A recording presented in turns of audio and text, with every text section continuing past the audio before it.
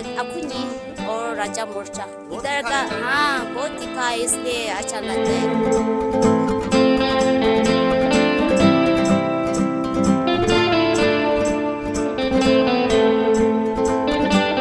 નાગાલેન્ડ તેની પ્રાકૃતિક સુંદરતા અને અનોખી સંસ્કૃતિ માટે જાણીતું છે, પણ આજે અમે તમને લઈ જશું અહીંના એક એવા બજારમાં જે તમારા માટે આશ્ચર્યજનક હોઈ શકે છે।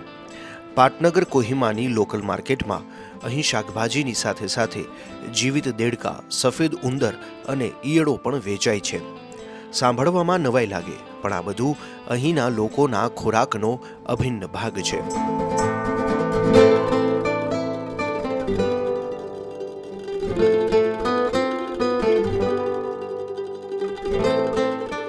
મિત્રો, નાગાલેન્ડના કોહિમા શહેરની અંદર આપણે એક માર્કેટમાં આવ્યા છીએ કે જ્યાં તમને ઉંદર, જીવતા મરઘા અને જીવતા દેડકા જેવા પણ જાનવરો જે છે, જે પ્રાણીઓ છે, અહીં એની માર્કેટ છે અને લોકો તેને ખાવા માટે લઈ જાય છે। તમે દ્રશ્યો તમે જોઈ શકો છો કે અહીં તમને સફેદ ઉંદર તમને જોવા મળે છે।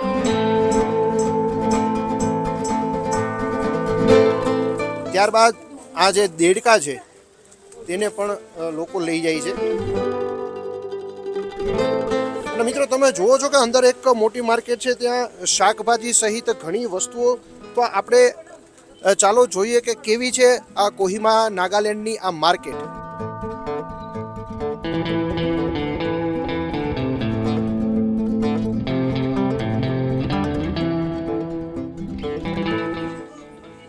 તમે જોઈ શકો છો કે સૂકી ફિશ પણ અહીં તમને જોવા મળે છે।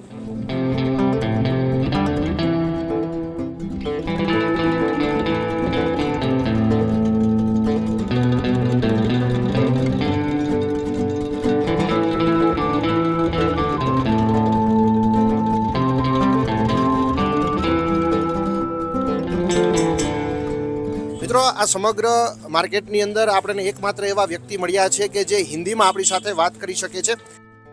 क्या आप बता सकते हैं ये मार्केट का नाम क्या है और इस मार्केट में क्या क्या मिलता है? जी, बम्बू मार्केट है ये।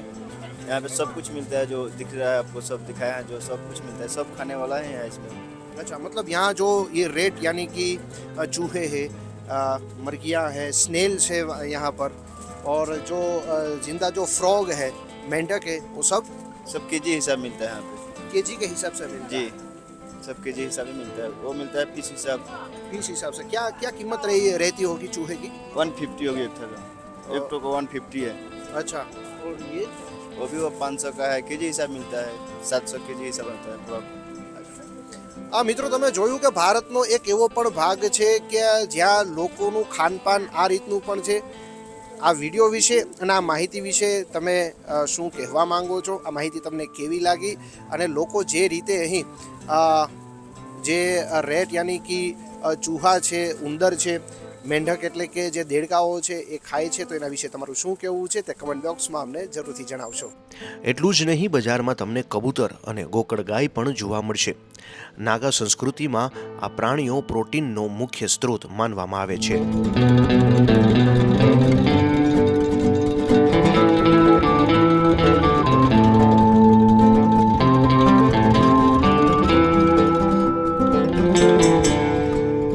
કોહિમા માર્કેટની અંદર તમને અતરંગી વસ્તુઓ અહીં વેચાતી જોવા મળે છે અને આપણે જોઈ શકીએ છીએ કે અહીંના લોકોનું જે ખાનપાન છે એ કદાચ આપણને માનવામાં ન આવે। અલગ જ પ્રદેશમાં અથવા તો અલગ જ દેશમાં આપણે કદાચ નીકળી ગયા હોય તેવું લાગે જ્યારે આપણે તેના ખાનપાનની આપણે જ્યારે નજર કરીએ। અહીં હું કેમેરામેનને બતાવીશ કે જે રીતે તમે જોઈ રહ્યા છો એ આ વોર્મ્સ છે, જીવતા વોર્મ્સ છે।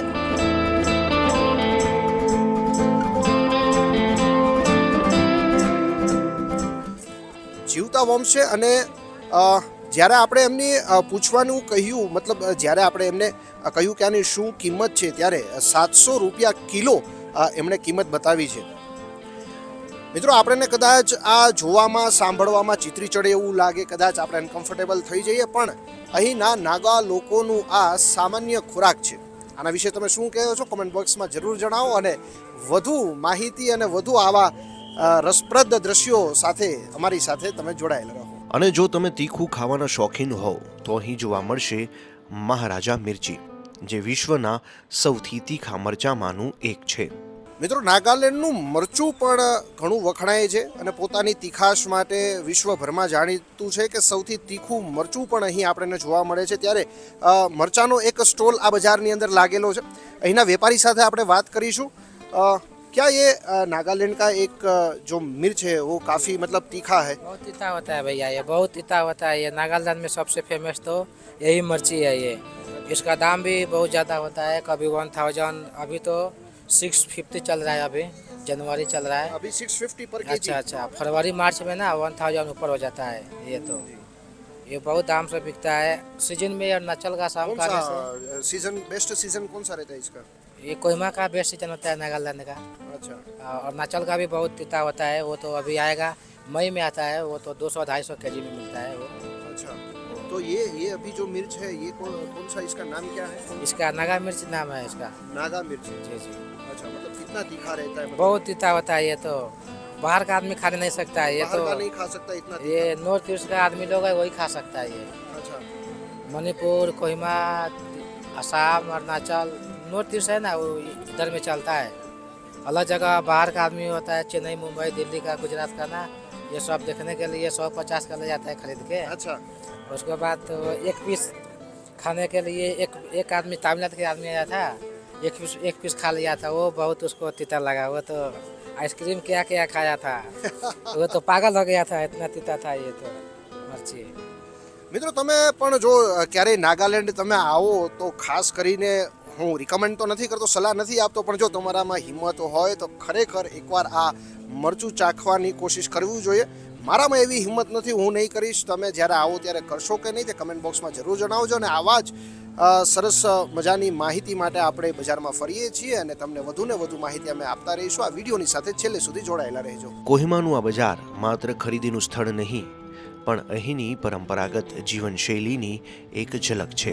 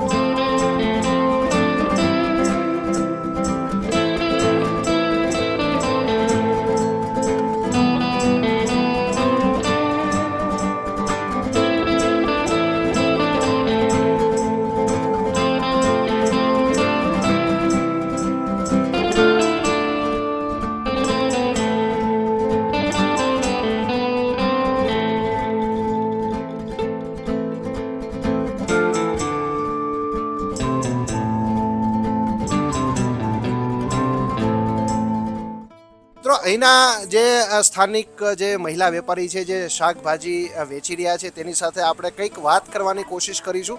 અને એ પણ હિન્દીમાં. તેને પહેલાં જ કહી દીધું કે મને હિન્દી થોડું થોડું આવડે છે. आप बताइए आपके बारे में हिंदी में कुछ. हिंदी से क्या बोलेगा कितना गुजराती लोग यहाँ टूरिस्ट आते हैं आपके पास? वो तो मालूम नहीं पूछते हैं ना. वो टूरिस्ट लोग तो आता है पर कहाँ से आया वो मालूम नहीं. अच्छा, वेरी गुड. तो मतलब अभी आप क्या बेच रही है यहाँ पर, क्या क्या चीज़ है आपके पास? मेरा पास वो पता और ऑरेंज वो इधर में मिलते हैं ना, वो लोकल का चीज़ डिश है. लोकल का चीज़. हाँ. तो सबसे ज्यादा लोग यहाँ पर आपके पास से क्या लेके जाते हैं? अखुनी और राजा मिर्चा. राजा मिर्चा. कितना तीखा रहता है राजा मिर्चा? आप खाती हो? हाँ खाते हैं हम लोग तो राजा ही खाते हैं चटनी के लिए ना. अच्छा, अगर आपके सिवा अगर कोई खा ले तो क्या होगा? हाँ अगर कोई और खा ले राजा मिर्चा तो क्या हाँ. होगा? तो टेस्टी होगा, अच्छा ही होगा. बहुत इधर तीखा का रहता है ना हाँ लेकिन? बहुत तीखा है इसलिए अच्छा लगता है. थैंक यू हमसे बात करने के लिए. Thank you.